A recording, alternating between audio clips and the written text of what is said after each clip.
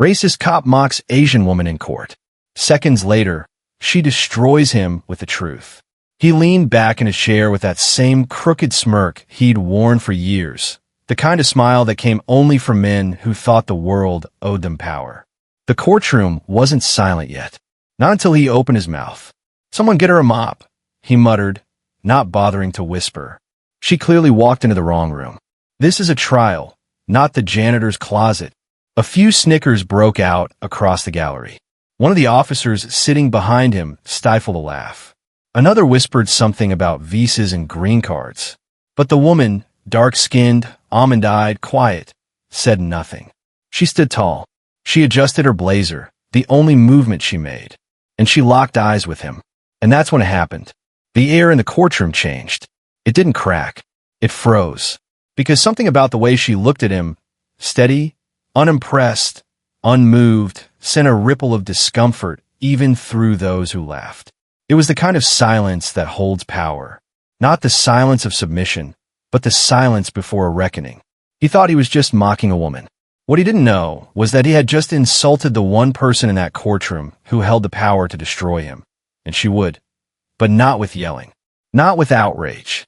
She would dismantle his entire life with patience, precision, and the kind of truth that doesn't knock. It detonates you re-watching Red Thread Chronicles, where truth untangles fiction, and silence could be the loudest weapon of all. If stories like this move you, if you believe in justice that hits where it hurts, subscribe, drop a like, and share this video with someone who still believes power should come with accountability. Now buckle up, because this one doesn't end where you think. It begins with a man who thought he owned the room, and ends with the woman who rewrote every rule he ever believed in. The first time Lieutenant Daniel R. Marquez laid eyes on her, he didn't see a threat. He saw inconvenience, distraction, the kind of woman you move around, talk over, or forget exists until she makes a scene. She didn't. She didn't cry. She didn't flinch. And that, in his world, meant she didn't matter. That day, the Richmond courthouse was thick with the usual noise. Case files slapping against tables, bailiffs yawning into their sleeves, and the dull murmur of routine proceedings. Another excessive force case, another complaint against another decorated cop, and another minority family hoping for a miracle in a building that rarely gave them one. Daniel wasn't worried. He hadn't worried in years. The brass loved him. His record was clean on paper, padded with commendations and community service credits. No one ever verified. Behind the badge, he was something else. Charming when needed, cruel when unobserved, and protected by a system that didn't just tolerate misconduct, it rewarded silence. But that woman, she sat on the third row alone. No pad on her lap. Not a lawyer. Not press. Just a quiet witness on the docket. Another check mark. Another civilian. He didn't even remember her name. Until she walked up, not rushed. Not nervous. She didn't look around for reassurance or approval. She just stood when called and walked to the front of the courtroom like it belonged to her. That's what bothered him first, that he couldn't name it. But he felt it. Something was wrong with her. Not in the way he expected. It was in the way she didn't defer, didn't look small, didn't act like someone who feared consequences. So he acted first. Cut her down. That's how he kept control. That's why he leaned to Officer Cutler and said loud enough for half the courtroom to hear, "She looks more like a housekeeper than a witness."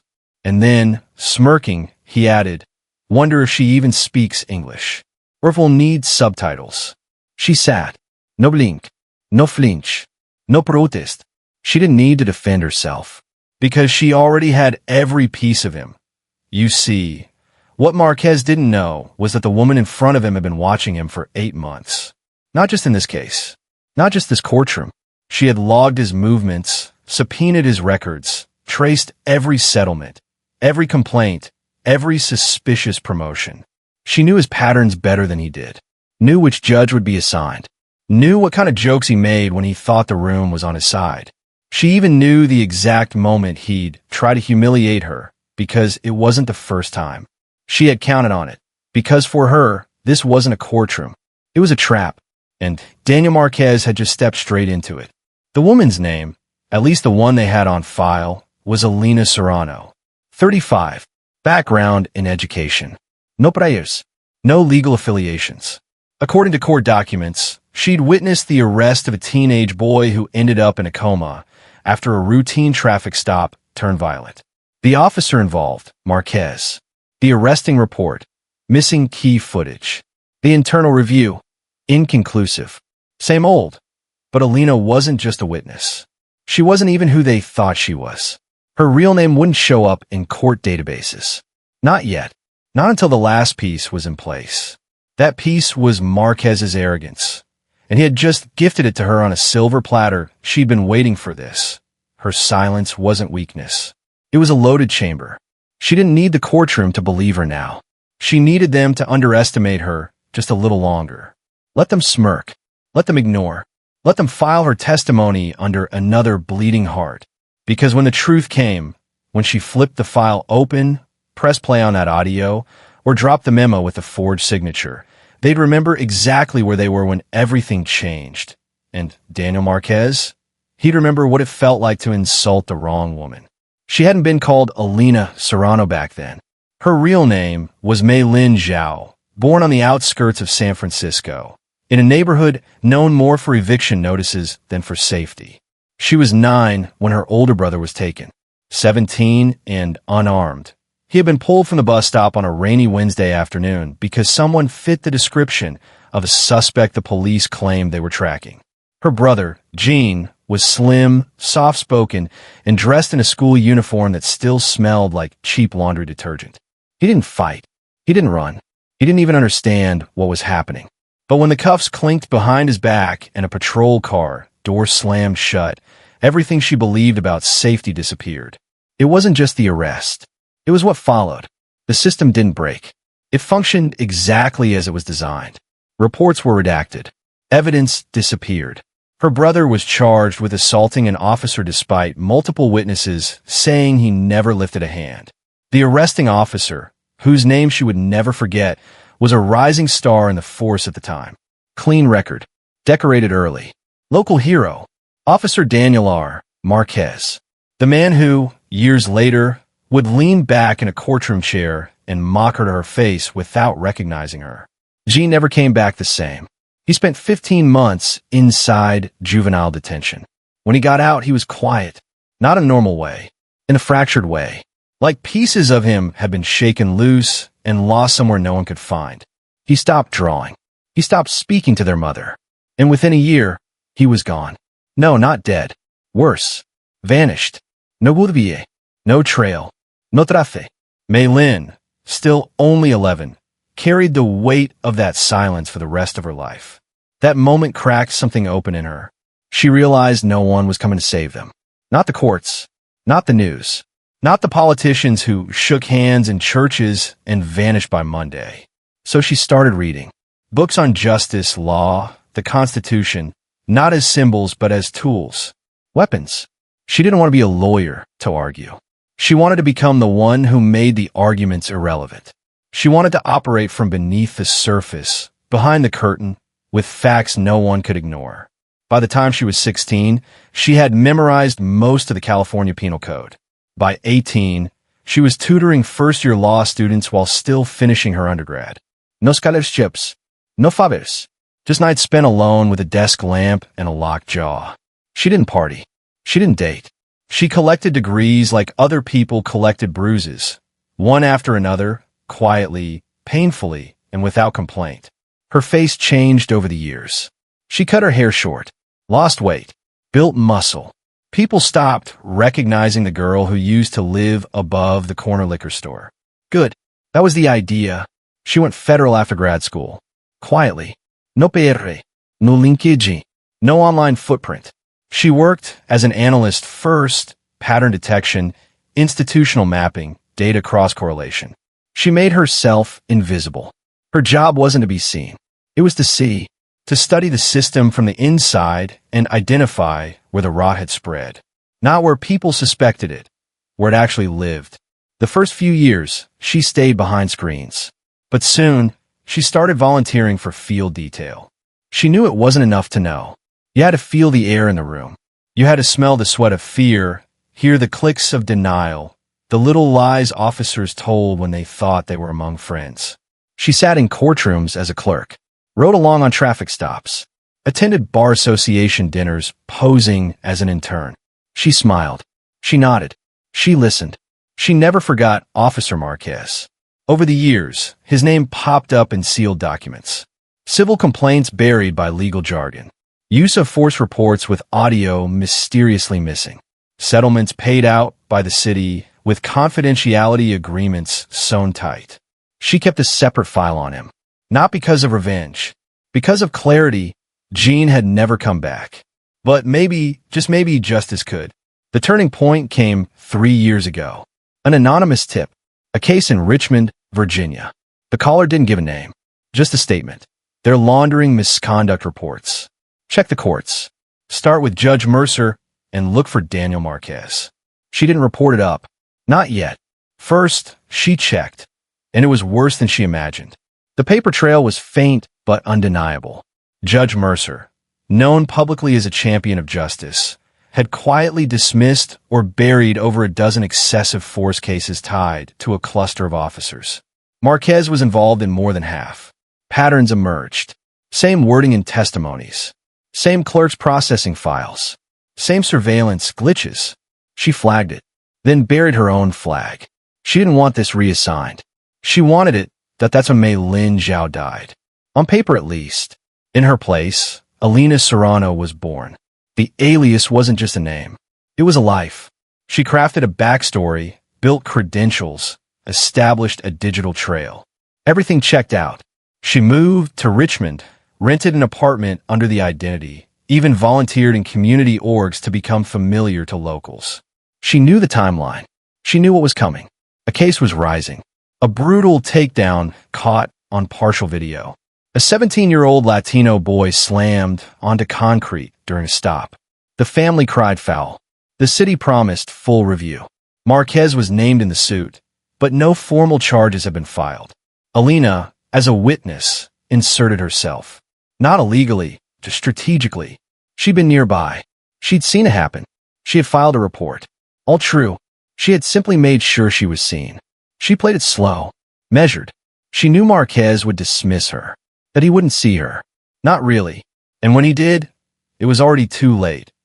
Alina had always understood that systems don't collapse from the outside.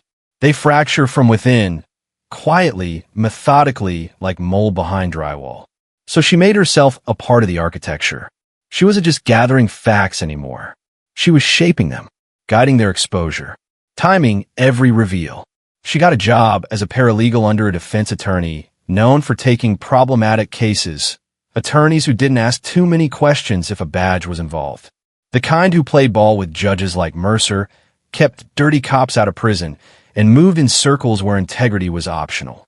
Alina made herself useful. She organized files. She caught typos. She anticipated needs. Within months, she had full access to everything the firm touched. Marquez's name came up more often than it should have. Not just in cases, but in conversation. Drunk jokes at Friday night mixers. Texts between junior staff about the stuff Danny handles off the record. Her boss, a man named Brent Roshner, once referred to Marquez as the insurance policy we never have to claim. She recorded that. Roshner's office kept a separate drawer. Not for clients, for leverage. Audio tapes, documents, photos that could be used if anyone in the system ever stepped out of line. It wasn't about justice. It was about mutual destruction. Everyone had something on someone else. That's what kept things balanced. Quiet. Until Alina found the folder. It was thin, labeled only with initials. DM inside. 2 settlement memos, an internal affairs report with portions blacked out, and a flash drive. The documents alone were enough to implicate Marquez in 2 excessive force incidents that had never reached court. One involved a homeless veteran whose family later received $75,000 to not pursue further action. The other? A teacher pulled over and detained for noncompliance. No bodicam, no witnesses. The report was filed, then deleted. But not before someone printed a copy. The flash drive was worse. Audio. It was grainy, time-stamped late at night, inside what sounded like a squad car. Marquez was laughing. This system, it doesn't care what we do. You just got to know how to write it up. Then silence. Then another voice, unfamiliar, possibly a rookie. What if someone talks? Marquez replied, then we do what we always do. Make him disappear on paper. That line stayed with her. She didn't submit it to her superiors yet. Not until she was sure she could deliver everything at once. One file wouldn't be enough.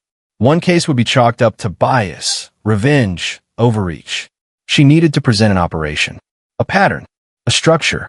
So she built a timeline. Every officer tied to Marquez, every complaint, every trial he testified in, every report he co-authored. She color-coded them. She mapped names, dates, courtrooms, and outcomes. A board in her apartment looked like a war strategy map. Red strings, yellow notes, printed email chains, and faded photos of bruised arms and wrists. She worked with federal oversight agents, but only two. Trusted, vetted both women. One, Rosa, was a forensic data expert from the DOJ's Internal Misconduct Unit. The other, Belle, was a junior ADA who had grown suspicious after her own files began disappearing without explanation. Belle noticed a trend.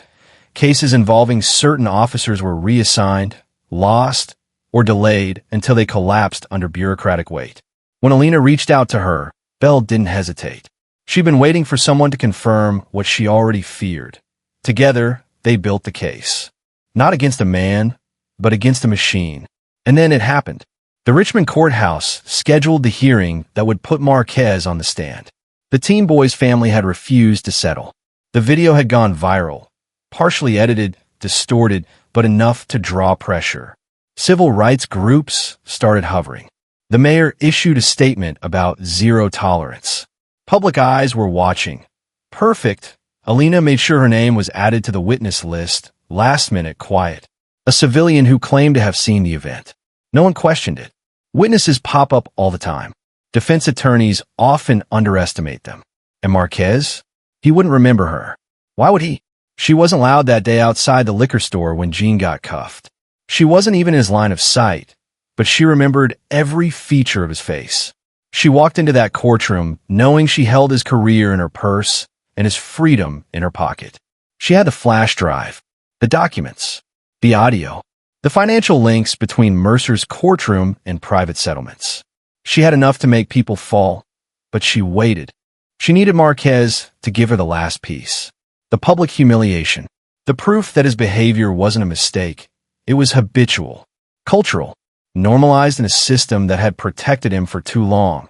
And he did exactly what she knew he'd do. Called her a maid. Laughed. Mocked her accent. Made a joke about green cards. And when the courtroom fell quiet, when even the judge pretended not to hear, it was done. The moment was captured, recorded, documented, witnessed. From that second forward, the trial wasn't about the teen boy anymore. It was about the structure, the shield, the rot. The following day, Alina didn't go to court. She went to the federal building and handed the final file to Rosa. The case was greenlit. A formal investigation into corruption, collusion, and misconduct within the Richmond judicial system was launched quietly. No headlines, no press. Not yet. They needed one more piece, the moment of impact. So she returned to court, sat back down, same row, same expression, and waited. Because when she stood again, it wouldn't be as a witness. It would be as the lead investigator in a federal sting operation. And the people in that room? They wouldn't be laughing anymore. Angela sat alone in the holding cell. Her wrists were marked, the outline of the cuffs still fresh, the metal having bitten through the skin long after they were removed. The room was deliberately cold, not by malfunction, but by design, used to wear people down, make them shiver, sweat less, confess faster. She wasn't confessing. She hadn't said a word since they brought her in. No crying, no demands, just silence. A silence so thick it made the rookie officer pacing outside the door mutter, creepy one. They hadn't checked her ID. They hadn't run her name. They didn't fingerprint her. Because to them, she was no one. Just another civilian. Another mouthy woman of color interfering with police business. She'd asked a question during a stop. Asked if the officer had a warrant to search the trunk of the vehicle they pulled over, a car driven by a nervous-looking black teen in gym shorts. The officer told her to mind her business.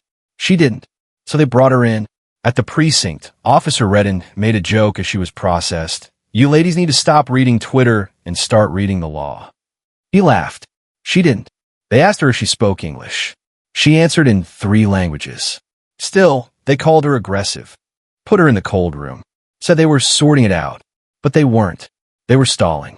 The minutes dragged. She didn't flinch. No calls. No updates. Just the hum of fluorescent lights and the faint echo of ridicule through the walls. Someone outside said, "Is she even legal?" Another voice, "Just wait till IC gets here." A third, "Better hope her daddy's a lawyer." He wasn't. He was worse. The phone rang at the front desk. Not the line they gave to civilians. Not the press line. The red line. The one that connected only to one place. The district oversight office. The sergeant picked up casual chewing gum, then stopped chewing. His face fell. He blinked, stood up straighter. His free hand hovered in the air like it didn't know what to do. The voice on the other end was calm, low, firm. "This is Deputy Director Calvin Bell." The sergeant swallowed. "I'm giving you 60 seconds to walk into your holding cell and check the name of the woman you've detained without record." "Yes, sir. You're at 55. The line went dead. By the time he reached the cold room door, his hands were shaking. He unlocked it, looked inside, and for the first time actually saw her. Not a protester. Not a mouthy bystander. Not a problem. Her posture. Her stillness. Her eyes. It all clicked. He stepped back and whispered, "Oh, God." Then the front doors opened. Not slammed. Not kicked. Just opened. But the energy that followed hit like a wave. Calvin Bell didn't walk like a government official. He walked like a father whose daughter had just been touched by hands that had no business knowing her name. His face was unreadable. His eyes didn't scan the room. They locked. Redden, the officer who'd mocked her, saw him first. His jaw tensed, but he tried to play it off. "Can I help? Why?" Calvin held up a hand. One finger. A gesture that said, "Not yet." He didn't raise his voice. He didn't need to. "I'm here for Angela Bell." The silence that followed was almost cinematic.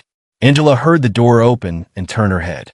The cold room had never felt warm, but it felt less lonely now. She didn't stand. She waited. Calvin stepped inside, looked at her, looked at the cuffs still on the bench beside her. He didn't speak to her first. He turned to the sergeant behind him. "How long has she been in here?" We just needed to confirm." "Wrong answer. Sir, if I may." She was interfering with a police stop. The officers were conducting a lawful search, and, "Did you run her name?" "No, sir." "Did you inform your captain?" "No, sir."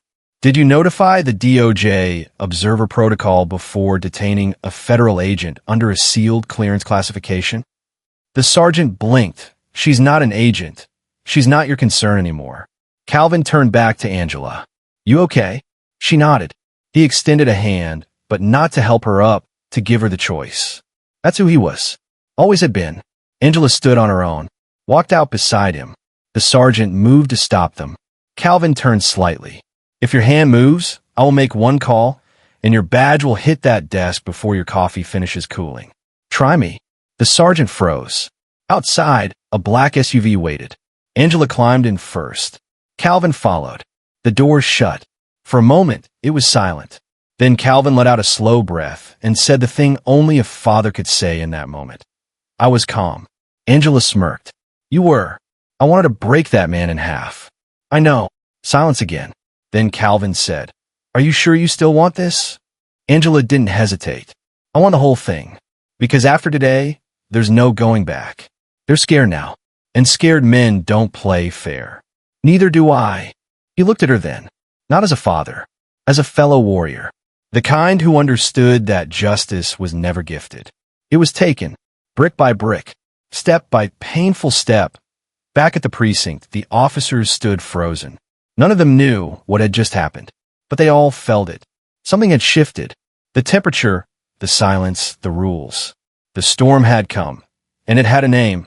Calvin Bell. The SUV moved in silence, engine purring like it knew it was on government time. Calvin sat back, one arm across his chest, eyes sharp but distant. He wasn't angry. He was calculating. Angela stared ahead. already pulling up the encrypted app on her phone. Every second they wasted was a second the Richmond PD could use to clean house, erase files, invent plausible deniability. Angela didn't speak until they crossed the city line. "We hit them tonight." Calvin nodded. "You have the assets in place?" Bell's already running interference with the court clerk. Rosa is holding access to the internal servers. "We time it right. Mercer won't know the walls are caving in until they land on his desk." Calvin glanced at her. "And Marquez? I've got him speaking on tape. Enough to end his pension, badge, and life as he knows it." Calvin leaned forward. "We go surgical. No leaks. No press. Not until the trigger's pulled." Angela tapped twice on the screen. 4 dots blinked, then a fifth.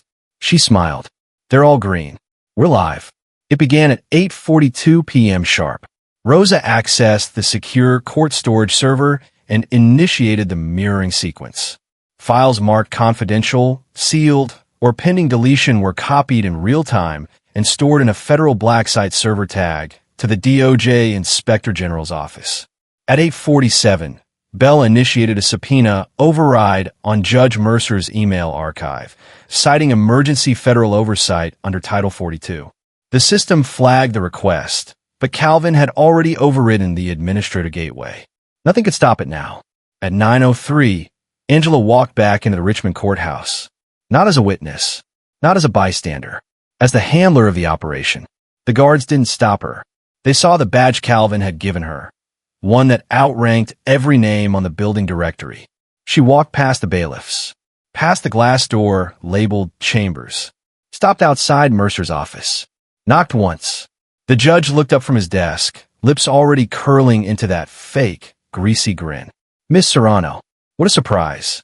Angela stepped inside, closed the door. "Didn't sit." "Actually, sir," she said, voice steady, "I go by Zhao, and you're under federal audit." Mercer's smile cracked. "Excuse me." Angela set a folder on his desk. "Fic," labeled.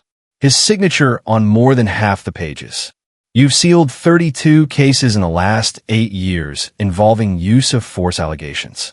27 of those involved officers now under federal scrutiny.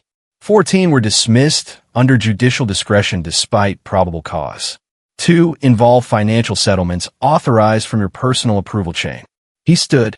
You don't get to interrupt anymore." Mercer stared at her, rage masked as confusion, ego unraveling beneath threat. Angela's phone buzzed. Rose's text. Cut 3. Marquez's call to Mercer confirmed. Timeline matched. She slid her phone across the desk. Press play. Marquez's voice, recorded just 5 days ago. "Judge, I need this one shut down. We got a witness, named Serrano, came out of nowhere, got the kind of eyes that read too much." Then Mercer. "Send me the name. I'll bury it. Like always." Angela let it play out. Every word. When it ended, Mercer looked pale. "You've got nothing admissible." Angela leaned in. "We don't need a conviction. Just cooperation. Resign tonight. Seal nothing else. And provide a sworn affidavit identifying every officer you've protected." "If I refuse?" She smiled, but it didn't reach her eyes. "Then you'll wake up tomorrow, a national headline. You'll die in a scandal you can't lie your way out of." Mercer didn't answer. He just sat. Head down, Angela walked out. By 10:15 p.m., the audit orders hit every precinct inbox in the city. Officers tied to Marquez were pulled from duty, pending inquiry. The city attorney's office received notice of federal intervention. Media didn't know yet, but they would. Marquez was the last domino. Angela didn't go to him. She let him come to her. And he did. 11:02 p.m. District Field Office. He showed up in plain clothes. Nobody. No gun. Face red. Breathing tight. Angela met him in the lobby. Alone. No agents. No backup. He walked up slow. "You think this is over?" Angela didn't blink. "No. I think it's just beginning." Marquez leaned in. "You're just another loudmouth with a badge. I've outlasted people louder than you." Angela stepped closer. "Then maybe it's time someone spoke in a language you understand." She handed him a sealed envelope. Inside, a copy of the settlements. Audio transcript. Resignation memo pre-drafted. Marquez opened it. Scanned. Laughed.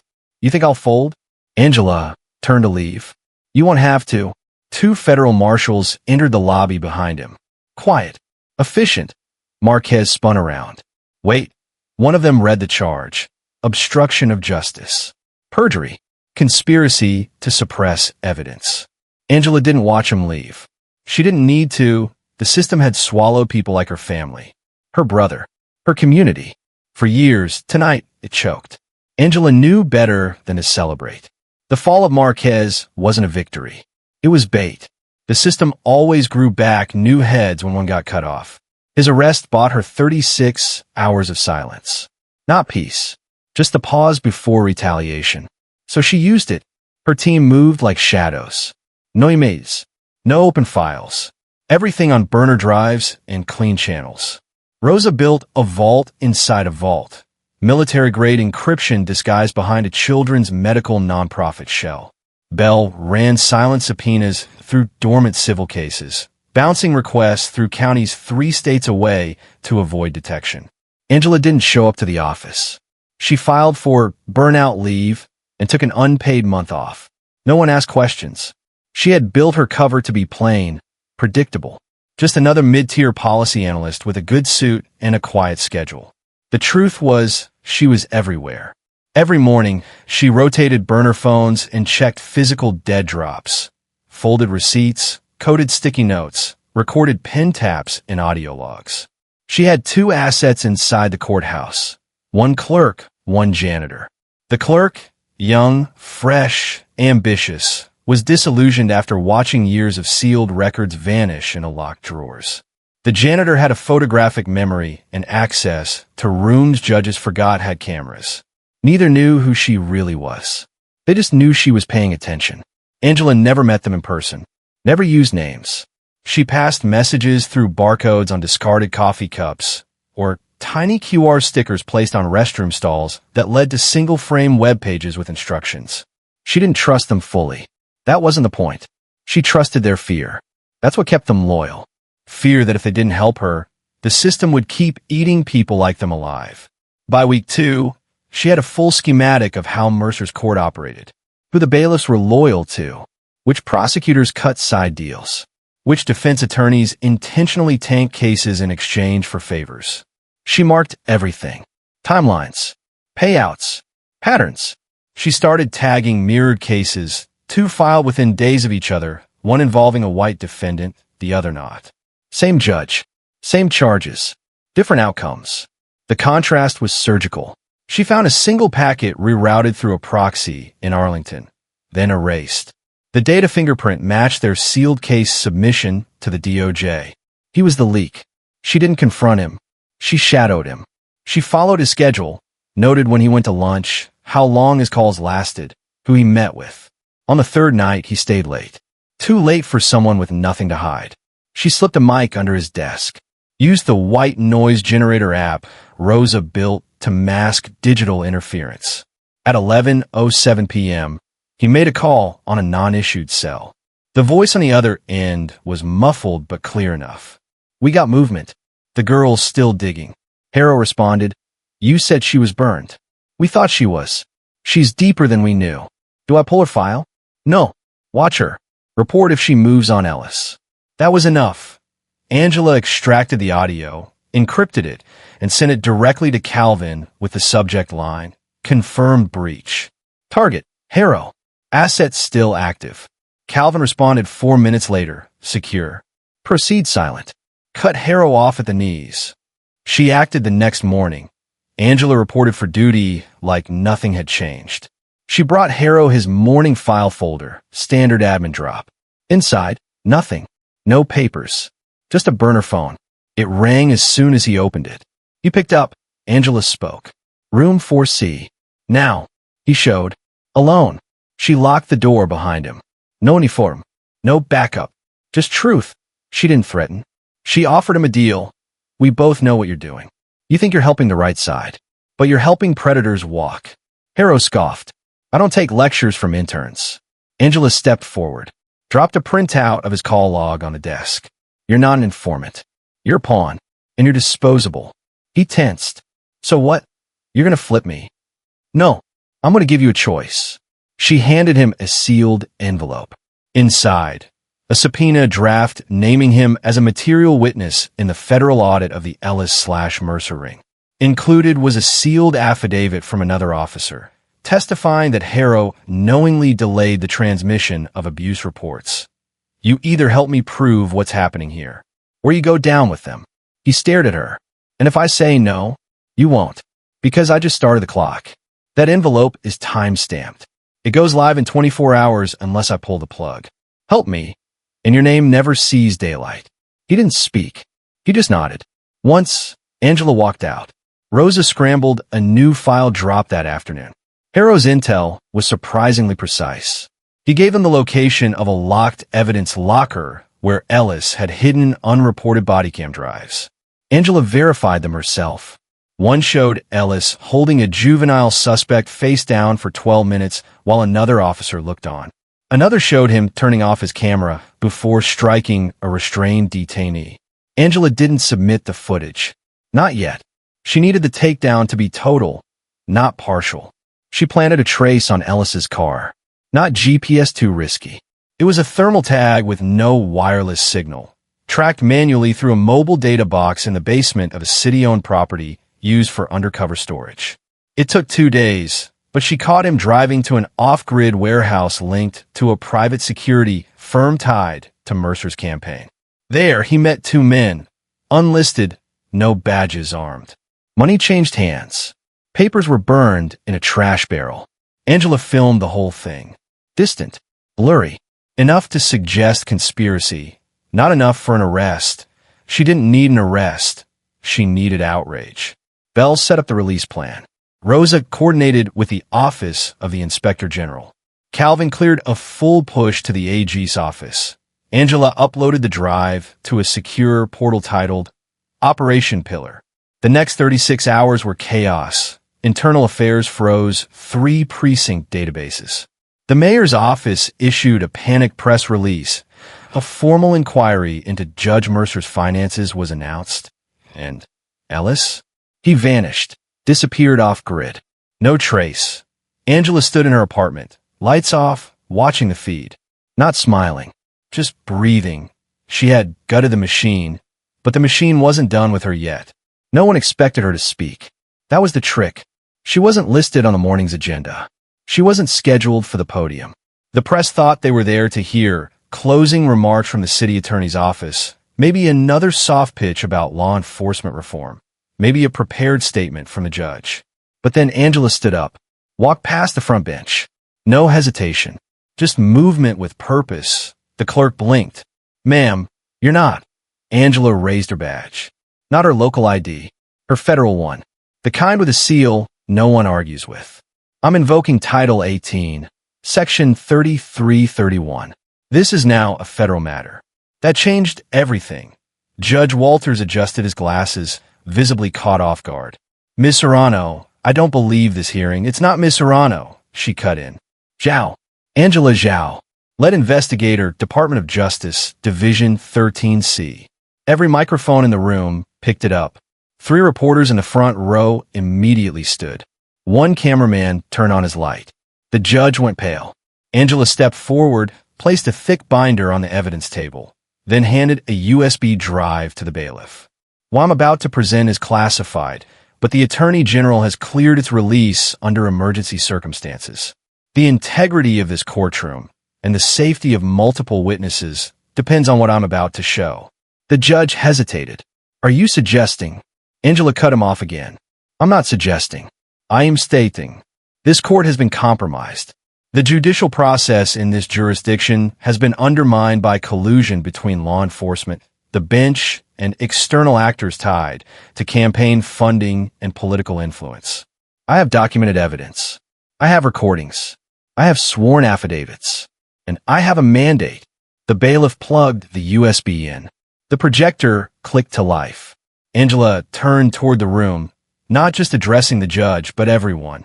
The press, the attorneys, the families, even the defendants. Her voice didn't shake. It didn't rise. It cut. "What you're about to hear is the voice of Officer Daniel Marquez, discussing a strategy for suppressing a brutality report related to the now-sealed case of Terrell Manning. The audio played. The room went still. Marquez, we tell Mercer it's soft tissue. No concussion, no broken bones. He'll file it under volatile suspect, and that'll be it. Kid's got no lawyer. Easy sweep. Then Mercer's voice. Fine. Get a waiver signed.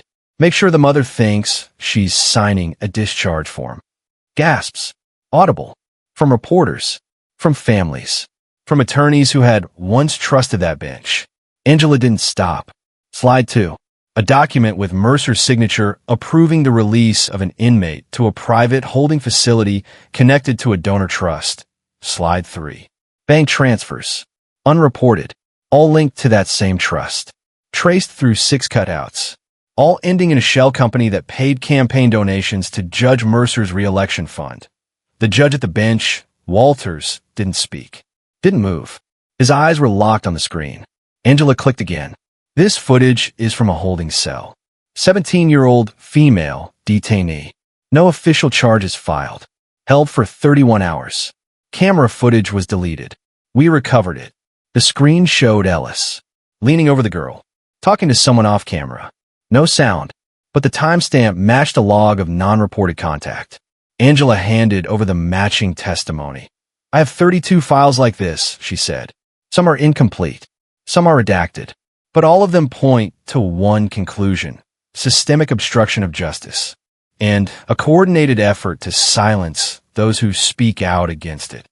The judge finally found his voice. This isn't protocol. Angela turned to him. That's the problem. The protocol is broken. The room was dead silent. She let it hang for a moment, then stepped forward, placed her hands on the railing that separated the public gallery from the court floor, and said what she'd been waiting years to say. For over a decade, this city has run 2 justice systems. One for the powerful, and one for the invisible. My brother was one of the latter. He vanished without trial, without record. I became what I am to make sure no one else ever had to disappear that way again. Today, that work starts here. No one clapped. No one cheered. It wasn't that kind of moment. It was bigger than that. Behind her, the assistant to the U.S. attorney stood and made it official. Effective immediately, the Department of Justice is assuming control over Richmond's internal court audit and all misconduct-related filings. All sealed cases flagged under Exhibit B will be reopened for federal review. Reporters scrambled. Phones lit up. One of the defense attorneys stood and demanded a recess. Another tried to move from his trial. The judge banged his gavel, but no one cared anymore. Angela turned, walked back to her seat, sat down.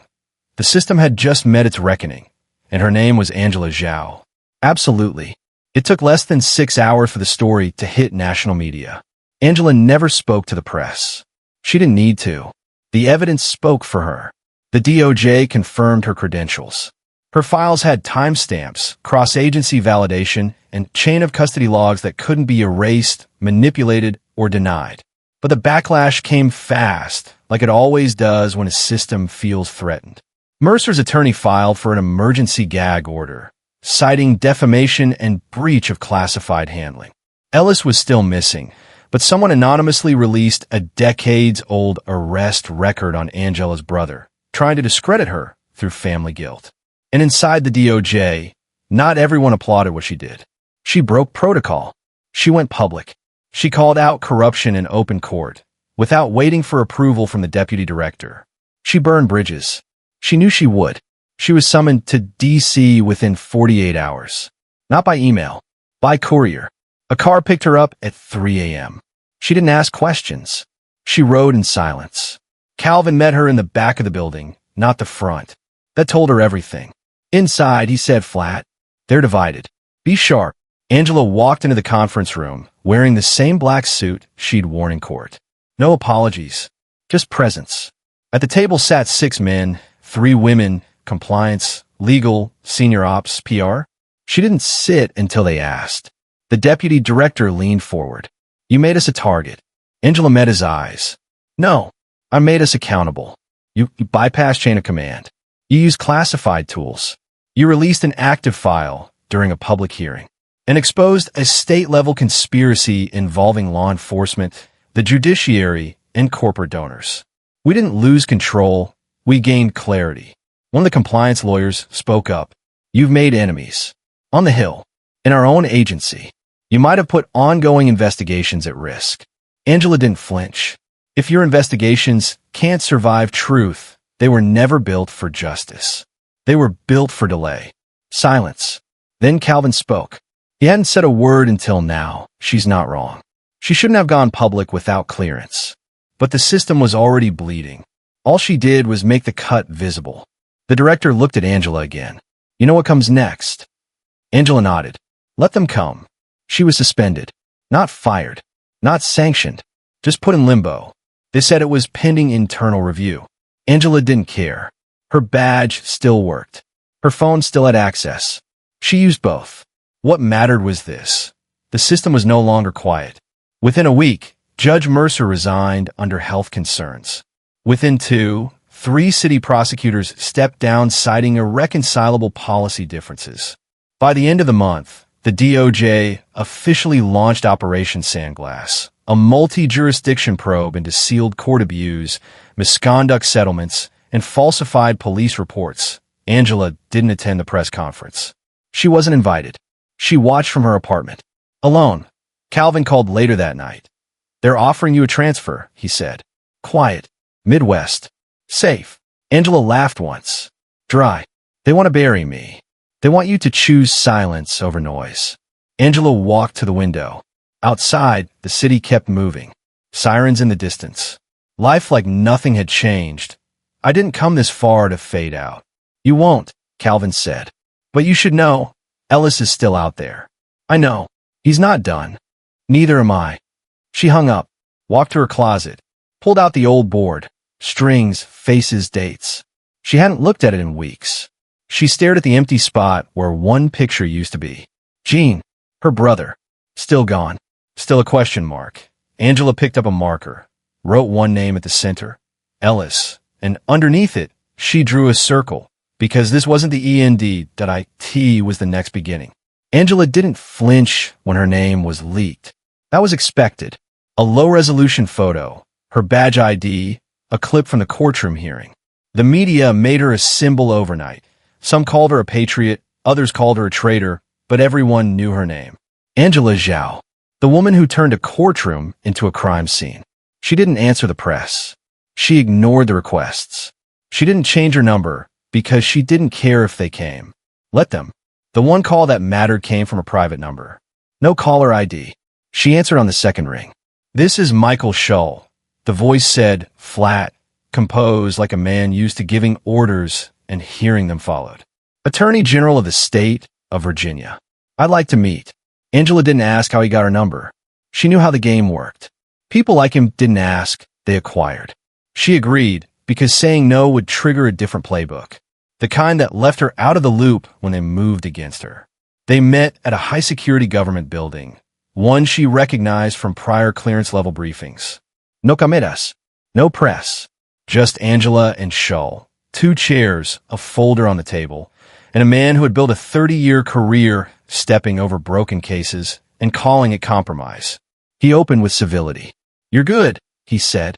Too good to be left to burn for this. What you've done, hell, what you've exposed was surgical. Angela didn't respond. Shull continued. There's a path forward here that doesn't end with you discredited or erased. You did what needed to be done, but the system has limits. Optics. Collateral.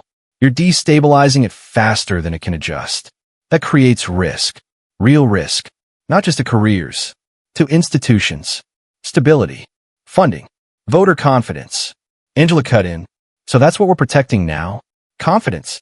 Shull's eyes narrowed just slightly. I'm offering you a seat at the table. Not out of fear. Out of strategy. You can keep fighting from the shadows, or you can walk into the light and reshape policy from the inside. He slid the folder forward. Inside, a proposal. A federal liaison position. Departmental control. A salary 6 figures deep. Public endorsement from the governor. Fast-track security clearance. Full access and silence. Angela didn't even glance at it. Your department greenlit every sealed file I just exposed, she said. You signed half of them. You buried Ellis's abuse reports. You sat on a financial audit that tied Mercer to campaign fraud. Shull didn't deny it. Every administration inherits dirty hands. We don't have the luxury of idealism. Angela leaned forward. I'm not an idealist. I'm a mirror. I reflect exactly what the system tries to deny. You wanted to shut it down because you know the wave that's coming. Shull's voice dropped half a register. This isn't about fear. It's about strategy.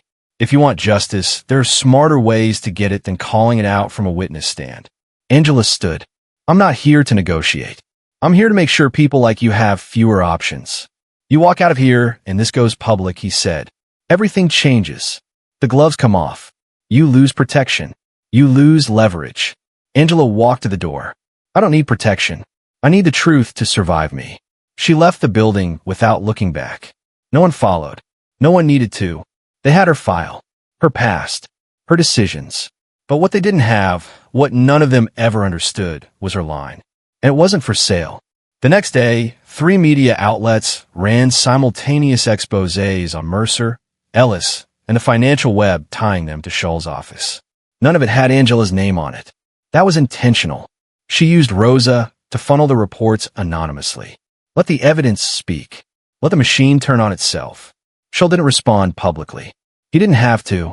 The governor's office released a statement of continued confidence in the AG, but quietly suspended multiple audits. Emails went missing. 2 witnesses recanted. Standard fire containment. But the narrative had already shifted. The public wasn't asking what happened. They were asking who else was involved. Angela met with Calvin one last time in person. A bench outside a transit station. No suites. No signals. Just conversation. You know he'll come back, Calvin said. Shull's not gone. He's just buried. Angela nodded. That's why I'm not leaving. You're not safe here. I'm not trying to be safe. I'm trying to finish. He watched her for a moment. You're burning every bridge you ever walked. I built my own path. I'll burn that too if I have to. Calvin nodded. Then I hope to hell you know where you're going. Angela stood. I don't, but I know where not to stop. She left him there, didn't turn around. That was the last time she saw him in person. By the following week, subpoenas were issued against 3 members of Shull's senior staff. Angela didn't deliver them. She wasn't part of any official agency anymore, but she was everywhere. One law firm received a sealed envelope with time-stamped emails. A pack chair got a flash drive in his mailbox. A media watchdog group got a leak of travel logs that contradicted sworn testimony from a campaign donor. She didn't talk about it. She didn't post. She just moved, and behind her, the entire political structure started to shift. Not because she tore it down, but because she made it undeniable. Angela was used to surveillance. She knew the signs, subtle delays in her calls, shadows that lingered too long on street corners, people pretending not to listen.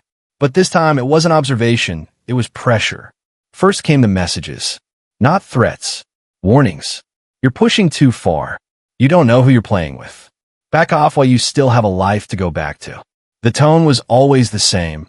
We don't need to break you, just isolate you. She didn't respond. She logged everyone, then someone leaked her old internship files. Claimed she'd misused classified DOJ resources. A blog post appeared accusing her of falsifying credentials. A local station ran a story claiming she doctored evidence. It didn't matter that none of it held up. Doubt was the currency, and they were flooding the market. Then Rosa got pulled into it. Her clearance was flagged. Her server access revoked. A formal inquiry launched. Routine audit, they called it. Angela saw the play immediately. Rosa was her backbone. The data vault. If they could fracture that, they could corrupt her entire timeline. Angela met her in a park at night. No phones, no signals, just real words. They're trying to break you, Angela said. I know. You can walk. I'll understand. Rosa looked her dead in the eye. You walk, I walk. You stay, I fight. They shook once. No drama. Just alignment. The next move was personal. Angela came home to find her door ajar. Nothing stolen. Nothing trashed. Just a photograph face down on the table. Gene, her brother. A photo no one should have had. One only Calvin ever saw. She didn't call the police. She called Belle. They met in a secure parking garage beneath a shuttered courthouse. Belle came armed, Not with a gun, but with a list. Names of every person who had access to internal archives tied to Jin's case. Most were clean. One wasn't the senior investigator named Keating. Retired 2 years ago. Now consulting for a private firm tied to Shull's campaign. Angela didn't confront him directly. She tracked his calls, cross-referenced them with Shull's office, then leaked one. A recorded voicemail in which he bragged about shutting the little bitch down. It went viral. The blog smear stopped. The station pulled their story. And Shull? He made another move, a public statement. Dry. Legal. The department takes all allegations seriously. We stand by our record and the integrity of our process. But behind it, a court motion. Angela was named in a formal countersuit alleging interference with judicial protocol. It was designed to silence her. She didn't answer it. She filed a response brief and attached everything. The sealed logs. The audio, the whistleblower affidavits. And then she went one step further. She found the thing they feared most. A second fund, hidden behind Ellis's known accounts. Not public, not tied to Shull, but tied to his campaign's super PAC, a shell fund used to move large donations through nonprofits. Angela traced the financials. Rosa verified it. Bell confirmed the legal language. It was a kickback system. Ellis fed the arrests. The courts processed fast. The fines funneled up. Everyone got a slice. Angela packaged it into one file, Shull_chain.pdf. She sent it to the Oversight Committee on a secure DOJ whistleblower line. Then she printed a copy and handed it to the Attorney General's office. In person, the next day, Shull resigned. Not with scandal, with dignity. He called at the right time. He cited family. But Angela knew the system didn't kill him, it bled him out. And when it was done, she was still standing, not untouched. Not whole, but standing. She went home that night, found her window cracked. Again, someone had come by. No note, no sign. But the photo of Jean? It was turned upright. That was a message too. Ellis was still out there, and now she was getting close. They didn't kill her. That would have been too obvious. Too fast. Instead, they broke her in pieces. Slowly. Publicly. It started with headlines. Whistleblowers' ethics under fire. Then came the photos, out of context.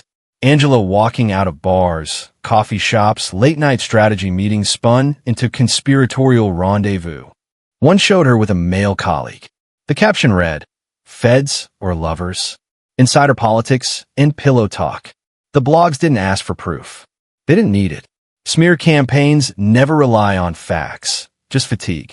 Make people too tired to care. Then her accounts were frozen. Bank error. Just a few days, the bank claimed. Then her work email locked her out. Routine IT audit. Then her badge pinged invalid at 3 federal checkpoints. Misconfigured database. She knew better. They weren't deleting her. They were erasing her credibility, layer by layer, so that by the time she screamed, no one would care what she had to say. Bell got reassigned. Rosa was threatened with prosecution. One of Angela's former professors, someone who wrote her recommendation for DOJ placement, gave a quote to a political outlet claiming Angela had always been ambitious to a fault. That was the line they were painting now. Not rogue. Not dangerous. Just unstable. Her phone buzzed less. The team, chat was silent. Bell didn't answer texts. Rosa went offline. Calvin told her to stand down, just for a while. Let the heat die. Angela didn't. She couldn't, because she had the one thing they feared most, momentum. They couldn't unleak what she'd released. Couldn't unwind the resignations. Couldn't seal the reopened cases. But they could buy time. Delay trials. Discredit victims. Rearrange prosecutors. Shift political focus. And if Angela stopped moving, even for a second, the machine would resurface and start again. So she kept going. She rented a room under an alias. Used cash. No cards. She ate once a day. Slept in 90-minute intervals. Rewrote every file manually on a hard drive that never touched the internet. She gave a fake name at a pharmacy. Dyed her hair just enough to pass unnoticed. This wasn't dramatic. It was strategic. Every step was a step away from visibility. Because she wasn't hiding from the law. She was hiding from the narrative. One night, she returned to the apartment to find a dead bird on her kitchen floor. No broken window, no blood, just left there.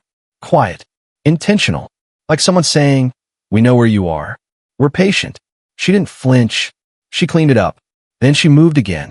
Angela reached out to 3 old contacts. Only one responded. A civil rights attorney named Darnell. She'd helped 2 years ago with a police brutality case the city refused to try. He gave her a burner phone, an underground legal contact, and a place to crash. She didn't ask for more. She didn't have time, because the real attack came not through headlines, but through bureaucracy. They reopened her security clearance review, claimed she'd violated data protocols, alleged she tampered with evidence, accused her of misleading a federal court. All fabricated, all stacked to bury her under process instead of truth. Because people forget facts, but they remember accusations. She could have defended herself, could have lawyered up, called in favors, pitched her side to the press. She didn't, because every minute spent saving her reputation was a minute not spent on the mission. The mission was still Jean. The mission was still Ellis. Angela didn't care if they took her job, her apartment, her name. She only cared about finishing, because if she didn't, this wouldn't just end. It would vanish. People would stop caring. The public's attention would move on. Ellis would stay hidden. The system would respawn itself, newer, cleaner, with better PR. That was the cost. And Angela paid it every day. She missed birthdays, missed calls. Her mother stopped asking when she'd come home. Old friends blocked her. Strangers spit near her in coffee shops. One man followed her 4 blocks just to say, "You're why cops get shot." She didn't argue. She just kept walking, because even if her voice cracked, her feet never stopped. Not when her bank account dropped below $200. Not when Rosa sent a 1-line text from a burner phone, "They're watching my mom," and then went silent. Not when Belle was hospitalized with an unexplained fall down a government building stairwell. Not even when Calvin stopped returning her calls. That was the line, right there. Alone, not just in theory, in reality. Angela against everything. And still, she kept going, because the truth doesn't scream that IT survives. And survival was her war now. Not for her. For the story. For the data. For the victims who never got their day in court. For the ones still inside, still trapped in a system that never cared they were innocent. For Jean, especially for Jean, because that's what they never understood. They could smear her, strip her down to nothing, break her spine, ruin her life, but they could never take that name from her. Zhao. That wasn't just her badge. That was her anchor, her reason, her proof that she still mattered, even if the world said she didn't. Angela wasn't trying to come back. She was trying to decide what pieces of herself were worth salvaging. The rest she left behind. Her government profile was dormant. Her bank accounts frozen. Her credentials flagged. She knew the algorithm. Destroy her access, stall her voice, then feed her story to the wolves until no one remembered the original point. It was working for a while, but the machine made one mistake. It assumed she still needed it. She didn't. Angela didn't care about being reinstated, vindicated, or apologized to. That was theater. She cared about leverage. And she still had it. One encrypted hard drive, 5 layers of security, air-gapped, and locked in a safety deposit box under a false identity. Inside, files, logs, internal video leaks, and one recording no one had heard. A backup from 2 years ago. Angela had forgotten about it until now. It was Ellis, talking to someone off camera. The words were vague, careful, but the voice, tone, and context matched the timeline of Jin's disappearance. Angela ran it through 2 verification tools. Rosa had done the initial extraction. Angela had ignored it then. She couldn't afford to now. She replayed it until the voice burned into her spine. "We don't process him. He's flagged. You know who he belongs to." It wasn't just corruption. It was personal. They hadn't erased Jean by accident. They erased him because of her. Because someone saw what she would become and decided to neutralize her early. Only it hadn't worked. They killed the wrong ghost. She was still here. Angela shifted. She stopped avoiding cameras. She let herself be seen. She re-entered buildings flagged by DOJ scanners. She triggered quiet alarms. Not because she was careless, but because she wanted to draw a specific response. And it worked. 3 days later, an unmarked envelope arrived at a P.O. box she hadn't used in 6 months. No name, just a flash drive. She loaded it in a Faraday cage, isolated. It was a message. Ellis, face masked, but unmistakable, sitting across from someone blurred by static. Hess spoke directly into the lens. You're bleeding. You're exhausted. But you're not finished. Are you? He smirked. Here's your breadcrumb, Zhao. You want the truth? Come find it. Come find me. Then coordinates. Date. Time. 2 weeks out. Rural. Off-grid. Angela didn't blink. She downloaded it, wiped the original, and started preparing. Not for exposure, for confrontation. She called in no favors. Trusted no one. Rosa was still missing. Belle had left the country. Calvin? Silent. And maybe gone. It didn't matter. She didn't need backup. She needed a final chapter. She mapped the route herself. Bought supplies with cash. 2 burner phones.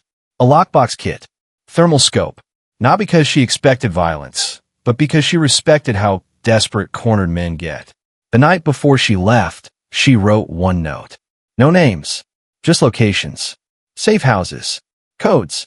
The drive's encryption key. In a single sentence. If I don't come back, don't fight for me.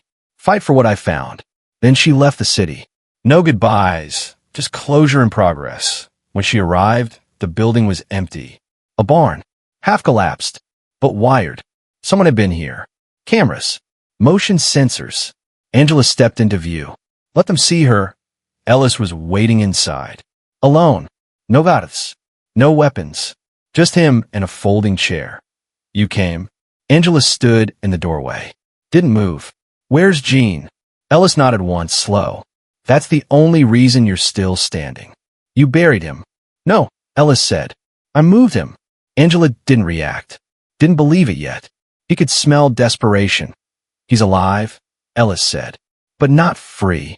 He's in a place where people like you don't find people like him. Angela stepped forward. Then why call me here? Ellis leaned back. Because it's over. You already won. Shull's gone. The courts are cracking. My name's poison. I've got nothing left but this. He tapped his temple. And I thought you deserved an ending. Angela stared at him. No one like you gives closure without a cost. Ellis nodded. Then here it is. He reached into a metal box and pulled out a folder. Inside, photos, logs, coordinates, Jean, transport orders, dated 2 months after his disappearance. A facility run through private security. Not state, not federal. Black budget. Angela stepped closer. The pages were real. And the name on the authorizing line, Michael Shull. Ellis whispered, You wanted the truth. There it is. I was the executioner. He was the architect. Angela didn't speak. She took the folder and left without another word. Ellis didn't follow, because he knew she had just become something he never could be. Untouchable. Not because she was above it, but because she walked through hell and didn't burn. She took the drive, the folder, the files, and went back to war. Only this time, she wasn't asking permission. She was writing the ending herself. The federal courthouse didn't look like justice. It looked like silence. Cold floors, gray walls, rows of hard benches meant to keep you aware of your body, not your rights. Angela sat in the witness holding area, alone. No lawyer next to her. No press outside. This wasn't theater. This was accountability, and for the first time, the people at the top couldn't look away. A U.S. Marshal opened the door. Ms. Zhao, they're ready for you. She stood, picked up the sealed evidence file, slid the USB drive into her pocket, took a breath. The hallway to the chamber felt longer than it was. Everything that had brought her here played in fragments. Jin's missing file, the first falsified report, Ellis's face in the interrogation room, Shull's offer of silence, Belle's cracked ribs, Rose's last burner message. She walked into the hearing chamber with all of them on her back. The room wasn't packed. It didn't need to be. There were 12 jurors, 2 federal prosecutors, a DOJ liaison, and 1 empty chair reserved for testimony. Angela sat in it without waiting to be invited. The lead counsel, a woman named Janet Ridley, started the session. Her voice was calm, but formal. For the record, please state your full name and position. Angela Zhao, former investigator, DOJ Division 13C, clearance level 6. You understand this is a sealed federal proceeding. You are under oath. Edo, are you prepared to submit classified material into the record? Angela slid the sealed folder forward. Yes, and I have supplemental digital files authorized under Executive Memo 41F, subsection H. Ridley nodded. You may proceed. Angela looked up, not at the panel, but beyond them, not to impress, to anchor herself. And then she began. I'm submitting evidence of systemic corruption involving state-level judicial leadership, law enforcement officers, and political actors who participated, directly or indirectly, in the obstruction, manipulation, and suppression of dozens of legal cases over a 12-year period. These were not isolated incidents. These were operations. She didn't pause. She didn't breathe for dramatic effect. The victims include minors, undocumented individuals, and federal detainees. Several were listed as disappeared, meaning their records were scrubbed. One of those individuals is my younger brother, Jean Zhao. She opened the folder. Exhibit it contains a copy of a missing person report filed in 2011. That report was logged into a local database. It was flagged for federal attention after 10 days. Then it vanished. Internal metadata shows the deletion was authorized by a user tagged under a Department of Corrections ID assigned to Daniel Ellis. Exhibit B contains emails between Ellis and senior staff at a state-run holding center later connected to a private contractor, Redmark Logistics. Redmark has received over $30 million in public funds since 2009, none of which appear on standard federal auditing sheets. The jurors were taking notes. Some were looking at her. Others just stared at the documents on their screens. Angela continued. Exhibit C is a financial transfer log. It shows donations routed from Redmark to the PAC account of then-candidate Michael Shull. Each payment is made within 48 hours of a sealed conviction being handed down by Judge Mercer. Exhibit D contains surveillance footage showing Officer Ellis meeting with Redmark employees outside of a designated evidence drop site, receiving untagged cash and transporting sealed packages. These packages were not reported. Their contents remain unknown. She slid the USB across the table. And this, she said, is the audio. Ridley paused. Have these materials been authenticated? Yes. By Rosa Del Toro, independent cybersecurity auditor. She submitted an affidavit. It's in the packet. The audio file began to play. The room shifted. Ellis, this one's special. No ID. No record. We hold him until the call comes down.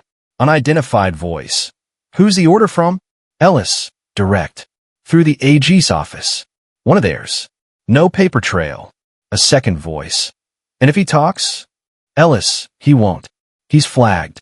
You know who he belongs to. Angela spoke, eyes steady. They're talking about Jean. No one said a word.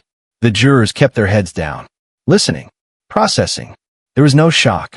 Just the weight of something too well built to be disbelieved. Angela looked directly at the lead juror. For 12 years, you've been told that these cases were glitches. Exceptions. Mistakes. They weren't. They were policy, built to target the disposable, hidden behind legal procedure, enforced by people who believed no one would ever look twice. I'm asking you to look now. Ridley leaned forward. Is there more? Angela nodded once. One final file. Exfiltrated by an anonymous informant inside the AG's office.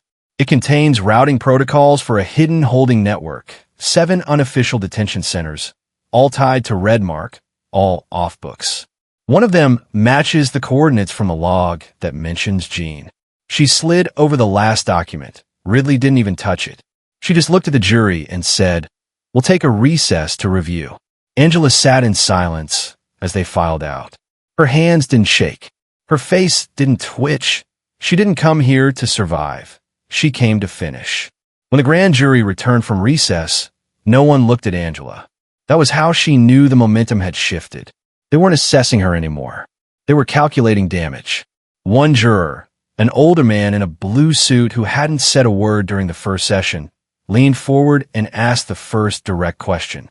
Ms. Zhao, Did any current federal officials know about these holding centers at the time of their operation? Angela didn't blink. I can't confirm that. But I can confirm that Redmark Logistics received 3 federal security contracts between 2013 and 2016, none of which listed physical infrastructure, only special handling logistics. Were those contracts approved by DOJ? Angela nodded. Signed by a deputy director, the same one who later approved a clearance downgrade on me the week before my testimony. The man leaned back. That was enough. Ridley stood and announced the formal close of witness testimony. Angela was excused from the room, but she didn't leave the building. She didn't have to, because outside the chamber, a different kind of operation had already begun. 2 U.S. Marshals were standing in the hallway. One of them spoke into a mic on his wrist. A third man, someone from internal investigations, nodded at her silently, like saying it's happening now. She didn't ask questions. She didn't celebrate. Within hours, it started. The DOJ issued sealed arrest warrants for Daniel Ellis, Michael Shull, and 4 additional figures tied to the Redmark network. 2 judges were placed under federal review. One attorney was indicted for falsifying reports connected to minor detentions in the Richmond system. Redmark's headquarters were raided by the FBI. Their internal servers were taken. Their CEO was put on a no-fly list by morning. IT was fast, efficient, brutal, because Angela hadn't left them any room to maneuver. No legal gray areas. No soft exits. Every document she had submitted had been pre-authenticated, time-stamped, verified by third parties. The prosecutors didn't even need to build the case. She had already done it. All they had to do was press print. Within 48 hours, national headlines shifted. Not speculative. Not sensational. Just hard language. AG Shull arrested in DOJ sting. Redmark scandal triggers oversight hearing. Federal probe uncovers shadow detention network. They didn't name Angela at first. She wasn't in the press releases. But the journalists knew. The ones who'd followed the story from the shadows. They didn't out her, but they acknowledged her .1 tweet from a respected legal journalist went viral in under an hour. There's a woman behind this. You won't see her face, but she just flipped an entire system on its head. Angela saw it, then turned her phone off. The next day, department memo was issued. Certain state-level judicial branches would be placed under temporary federal supervision. That meant audits, staffing changes, technology overhauls, independent legal observers in every courtroom tied to the cases she exposed. For 18 months, they wouldn't be trusted to operate alone. That IT wasn't a revolution, but it was a reset. Angela walked past the DOJ building one last time. Not to go in, but to see it as it was a place she had once served and fought against, and now, maybe saved. She didn't get a thank you. No plaque. No statement. Just silence. And that was fine. She went back to the apartment she'd rented under an alias. It was small, unremarkable, but she felt something strange in her chest as she shut the door. Stillness, not relief, not joy, just stillness, that a kind of emptiness that only shows up when you realize you've won, and you're still standing. She poured water into a glass, sat on the floor, opened the drive one last time, looked at Jin's name on the screen, his image, that last verified log. The people responsible were in custody. The system that had hidden him was exposed, but Gene wasn't back. Angela hadn't rescued him. She just made sure no one else vanished like he did. And that had to be enough, for now. This portion is about aftermath, not in the dramatic sense, but the honest kind. Systems don't crumble overnight. Victories come with debris. Angela doesn't ride off into glory. She just keeps moving, scarred but unbroken, having done what almost no one else dared. Hold power accountable and survive it. Let's bring this to a close. Weeks passed. The headlines moved on. The Redmark scandal gave way to a new political scandal, then a celebrity trial, then a banking collapse. The public attention cycle turned the page, as it always did. But inside the system, things were still bleeding. The DOJ added a new oversight subcommittee.